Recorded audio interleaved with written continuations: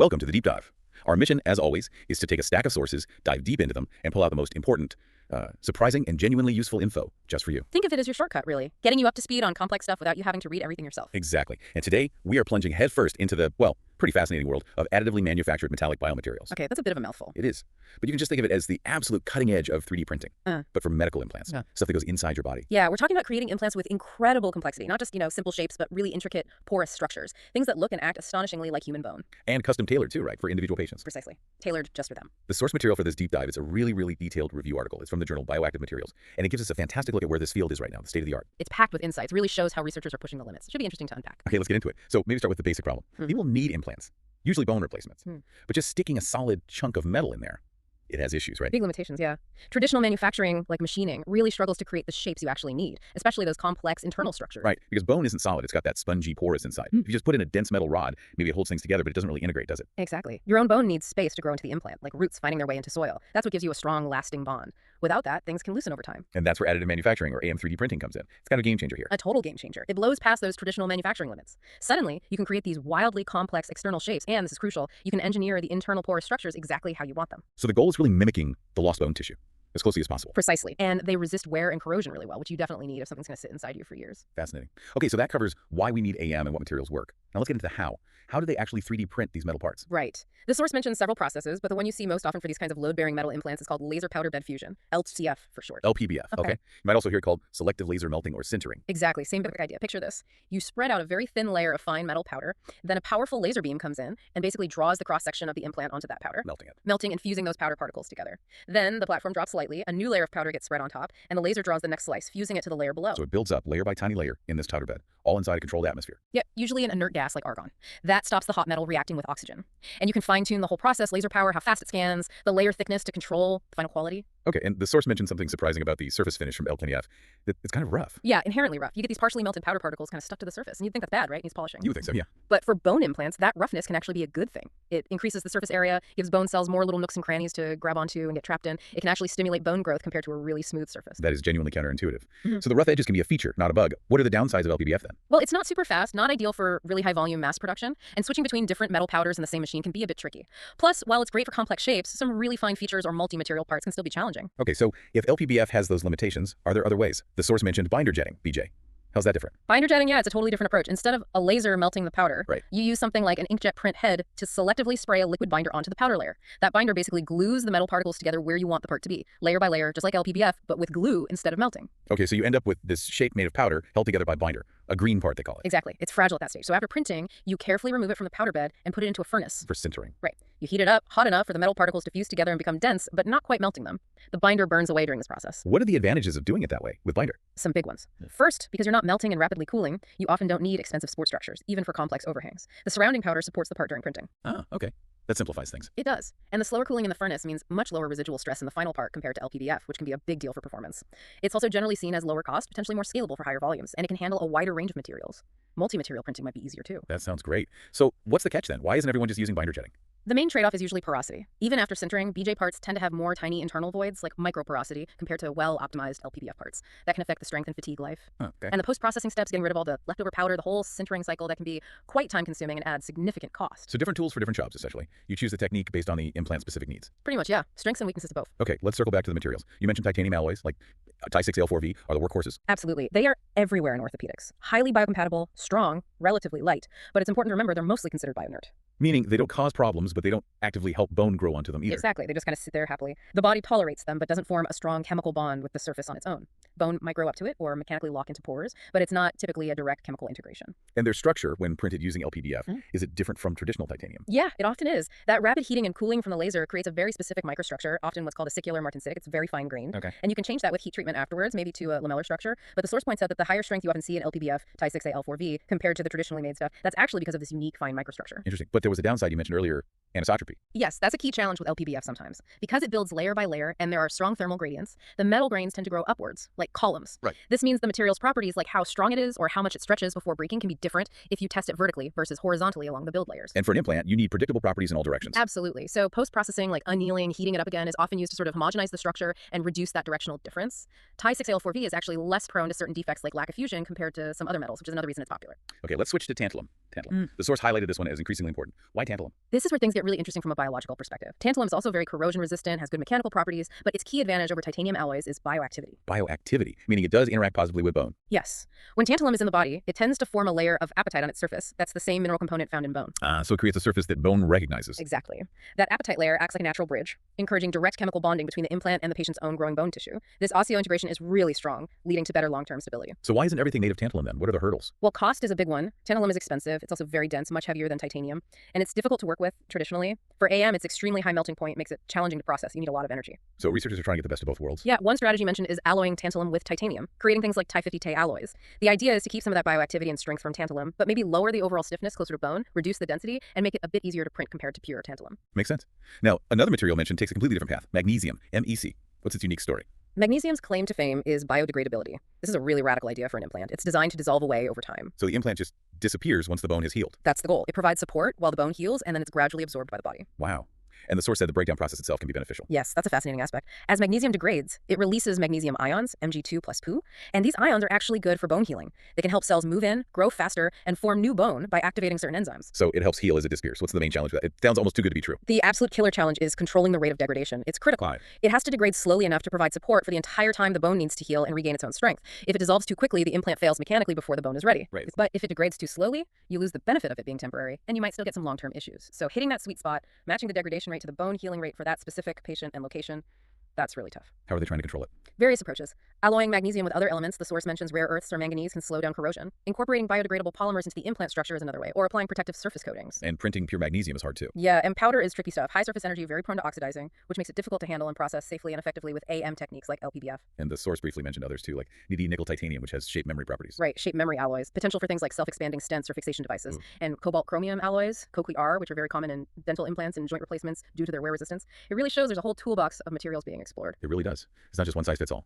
Okay, let's shift from the materials and how they're made to the design of the structure itself. Because just having the right metal isn't enough, is it? The internal architecture is critical. Absolutely critical. You need to match the mechanical properties of the native bone, especially its stiffness, and you need to encourage that tissue integration we talked about. Bone itself is amazingly structured, dense, cortical bone on the outside, porous, cancellous bone on the inside. A solid metal block just doesn't replicate that. And this is where computers come in, right? Designing structures way too complex for humans to draw. Tell us about topology optimization. Topology optimization, yeah, it's a really powerful computational tool. Basically, you tell the software, here's the space the implant needs to fill, here are the loads it's going to experience, and here's my goal, maybe to make it as stiff as possible, or minimize the stress in the worst spot. You might also give it constraints, like you can only use a certain amount of material. Then the software runs through calculations and figures out the absolute best way to distribute the material within that space to meet your goal. So the computer kind of carves out the unnecessary material, leaving only the most efficient load-bearing structure, like nature does with trees or bones. That's a great analogy. It identifies where material is crucial for strength and where it can be removed, creating voids or porosity. And the amazing synergy here is with AM. Topology optimization often spits out these incredibly complex, organic-looking shapes. Things you can never make with traditional machining. Exactly. But AM, building layer by layer, is perfectly suited to actually fabricating these highly optimized, intricate designs. The computer dreams it, the 3D printer builds it. That's fantastic. So within that design space, creating porosity is key. The source talks about different types of porous structures. What are stochastic topologies? Stochastic means random, basically. So these are porous structures designed to mimic the kind of irregular, non-uniform network you see in natural spongy bone, the cancellous bone. Not a repeating pattern. Right. They use algorithms, sometimes based on things like Voronoi tessellation, to generate these random-looking pore networks. You can still control things like the average pore size or how irregular it is, and researchers are even trying to generate these structures directly from a patient's CT scan data. To match their specific bone structure. Exactly. Truly personalized down to the microarchitecture level. Incredible. Okay, then there are lattice networks. These sound more ordered. They are. Lattices are based on repeating unit cells, patterns of interconnected struts, or sometimes plates that form a regular open network throughout the structure. Think of tiny scaffolding. And benefit there. They offer a very predictable way to control the overall mechanical properties, especially reducing the stiffness to match bone better. And they provide that interconnected porosity needed for cells to grow in and for nutrients to flow through. AM makes fabricating complex lattices much faster and more flexible than trying to make them traditionally. The source mentioned different types of lattices based on how they deform. Stretching versus bending. Yeah, that relates to how the individual struts in the unit cell handle load. In stretching-dominated lattices, the struts are mostly aligned with the forces, so they mainly stretch or compress. These tend to be stiffer and stronger for the same amount of material. Okay. In bending-dominated lattices, the struts are more angled, and they tend to bend or buckle under load. These are generally less stiff. For load-bearing implants, you often prefer stretching-dominated designs. And there was also this weird type, auxetic lattices. Ah, yes, auxetics. These are fascinating. They have a negative Poisson's ratio. Most materials, when you stretch them, they get thinner in the middle, right? And when you compress them, they bulge out. Auxetic materials do the opposite. Stretch them, and they get thicker laterally. Compress them, and they pull inwards. That's very counterintuitive. Why would you want that? It can lead to some interesting properties, like better energy absorption or shear resistance. Designing lattices to be auxetic is complex, but they might offer performance advantages in certain situations, maybe even higher strength in some cases. Okay, and the third main type of structure mentioned was triply periodic minimal surfaces, or TPMS. These look really different. Smooth, curvy. They do look very different from strut-based lattices. TPMS are mathematically defined surfaces that are continuous, non-intersecting, and divide space into two intertwined, labyrinth-like regions. Think of smooth, flowing channels rather than sharp struts. And what are the advantages of those structures? A big one, according to the source, is often manufacturability using AM. Because they have smooth curves instead of sharp corners and potentially thin struts, they tend to have fewer stress concentration points. Which is better for printing and for fatigue life later. Exactly. Those smooth surfaces can also be more self-supporting during the build process compared to lattices with sharp overhangs, potentially reducing the need for support structures that then have to be removed. So they offer that tunability, like lattices, for stiffness and porosity, but might be easier to make reliably and potentially last longer under load. That seems to be the thinking. They can provide excellent permeability for fluid flow and cell migration through those smooth channels.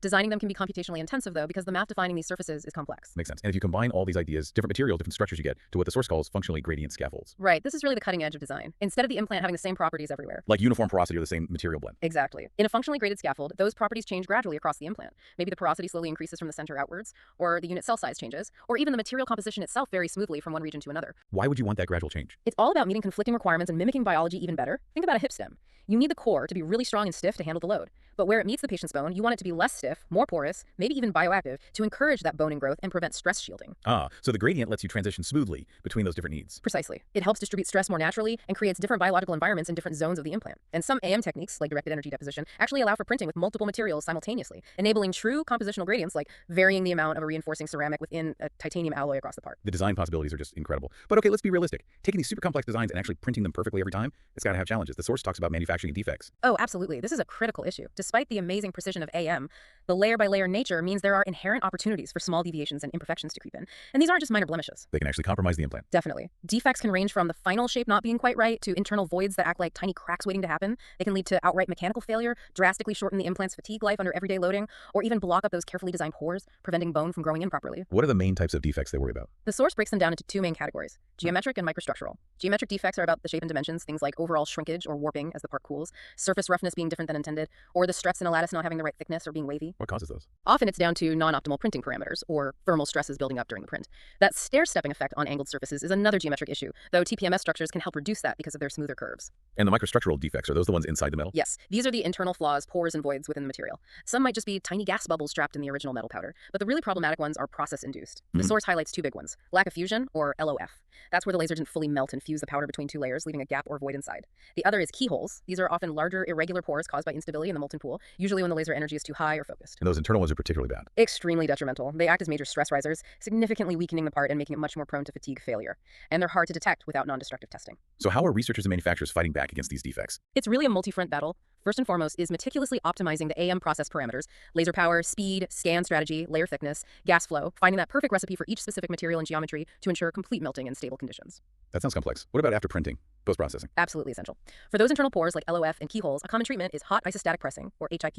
You put the printed part in a chamber, heat it up, and apply very high gas pressure from all sides. And that squeezes the void shut. Pretty much, yeah. It helps densify the material and close up those internal defects. For surface issues, especially on complex porous shapes where mechanical polishing is impossible, chemical treatments like etching can smooth things out or create a specific texture. And surface coatings like spraying on hydroxyapatite can improve the surface quality and add bioactivity at the same time. So print it as well as you can, then clean it up and enhance it afterwards. That's the idea. Design strategies also come into play. Experienced engineers learn to design for the AM process. They might compensate for expected shrinkage or distortion, or avoid features they know are prone to defects, like very sharp overhangs or extremely thin walls, maybe by setting constraints during topology optimization. And using simulations. Definitely. Advanced computer modeling is used to simulate the printing process itself, the heating, melting, cooling, to predict where thermal stresses might build up, or where defects like LOF are likely to form. They're even starting to build defect models into the performance simulations, so you get a more realistic prediction of how the actual, potentially flawed printed part will behave under load. Okay, let's revisit the elastic mechanical match problem. We mentioned traditional solid metal implants are way too stiff compared to bone, causing stress shielding. Does AM solve this completely? It doesn't change the inherent stiffness of the metal itself, but AM provides the tools to address the problem effectively. Bulk metals can be, 10, 20, even 100 times stiffer than bone. Which means the implant takes all the load, and the bone gets lazy and weak. Exactly. That's stress shielding, and it's a major reason for implant loosening over time. AM's superpower here is allowing engineers to design those porous structures, lattices, TPMS, stochastic foams, and functionally graded designs. By incorporating controlled porosity, you can dramatically lower the overall effective stiffness of the implant structure, bringing it much closer to that of natural bone. It's one of AM's biggest wins for orthopedics. Makes sense. And beyond the bulk stiffness, the immediate surface properties are also crucial, right? For how cells first react. Absolutely vital. The surface is what the body's cells first see and interact with. It determines whether cells will attach, spread out, multiply, and ultimately form that strong bond with the implant. So you can tailor the surface after printing. Yes, through various treatments. Sometimes controlling the printing parameters themselves can create a specific surface roughness. But post-processing is common things like microoxidation, acid etching, sandblasting, or applying specific coatings like peptides or growth factors can all be used to engineer the surface for better biological response. And the source mentioned adding antibacterial properties. Yeah, that's a really exciting area. Mixing in elements like copper into titanium alloys during the AM process, for example. The resulting surface can actively kill bacteria, which could significantly reduce the risk of dangerous post-surgical infections. So going back to that inherent LPBF roughness, some is good for cell grip, but too much, like loose powder particles, is bad. Exactly. You want a specific kind of controlled roughness or topography. Loose, unsintered powder particles just clinging to the surface can actually cause inflammation and hinder integration, potentially leading to loosening. So often some kind of post-finishing is necessary to get the optimal surface for both mechanical stability and biological integration. Okay, what about fatigue performance?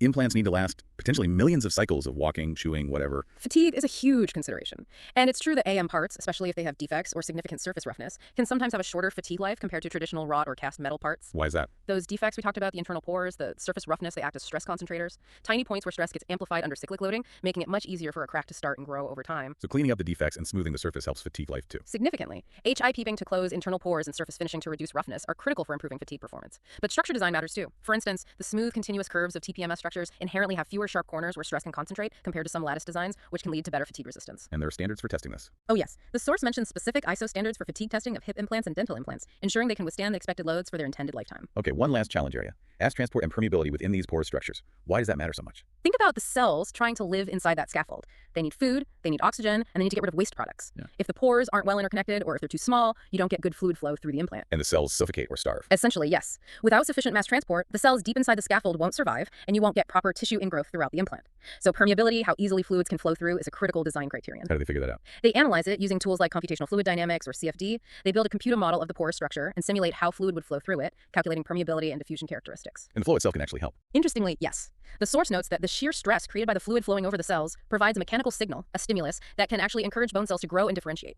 So designing for good flow gives you both the necessary supply lines and a helpful biological cue. So permeability is almost as important as strength and stiffness for these porous designs. For long-term biological success, absolutely. It's a complex balancing act. Mechanics, biology, fluid flow, all have to work together. Okay, fantastic overview of the science and the challenges. Let's bring this home. Where are these AM metal implants actually being used today, making a real difference? This is where it gets really tangible. We're seeing major impact in skeletal bone repair, especially complex areas like the pelvis and hip. The source mentions examples of functionally graded hip stems, stronger in the middle, more porous and bioactive near the bone. Designed for better integration and load sharing. Exactly. They even mention hybrid designs using auxetic lattices alongside conventional ones, trying to improve stability and stop the implant from shifting over time. And you mentioned FDA-approved devices earlier. Right. Things like the iFuse system, which uses porous titanium implants for SI joint fusion, or Stryker's titanium spinal cages. These are AM metal implants cleared by the FDA and used clinically. What about the spine? Yeah, spinal fusion cages are a big application, but also customized vertebral body replacements for significant damage or tumor removal. Designs aim to mimic both the spongy inner bone and the dense outer shell. Patient-specific spinal implants are definitely a growing area for complex cases. And craniofacial seems like a natural fit for AM's customization. Absolutely. Faces and skulls have such complex, unique shapes. If someone needs a cranial plate after an accident or reconstruction of their eye socket or jaw, AM allows surgeons to create an implant that fits perfectly, matching the patient's specific anatomy based on CT scans. Companies like Bioarchitects have FDA-cleared patient-specific craniofacial implants. What about dentistry? Implants are huge there. Yes, AM is used for dental implants themselves, often Ti6L4V, sometimes designed with porous regions for integration and solid pores for strength. Also for making the frameworks for crowns and dentures, often using cobalt chromium alloys. So it's moving beyond just hips and spines. Definitely. The source even highlights an FDA approval for a customized talus implant that's a bone in the ankle, showing how AM is enabling solutions for less common but equally challenging problems. So despite all this amazing progress and real-world use, are there still hurdles, especially on the design and manufacturing side? Oh, for sure. While printers get better and better, the whole workflow still has challenges. Designing these incredibly complex, porous, or optimized structures generates enormous digital files, CAD models that can be gigabytes in size. Which are hard to manage and process. Exactly, and we still need more user-friendly software tools specifically designed for creating and manipulating these advanced structures like TPMS or complex non-uniform lattices easily. Generating the actual print instructions, the toolpath, efficiently for these intricate geometries is also still an area of active development. It sounds like the design software maybe hasn't quite kept pace with the printing hardware's capabilities in some ways. That can be the case, yeah. It's getting better all the time, but there's room for improvement. But the source points towards a powerful tool that's starting to help.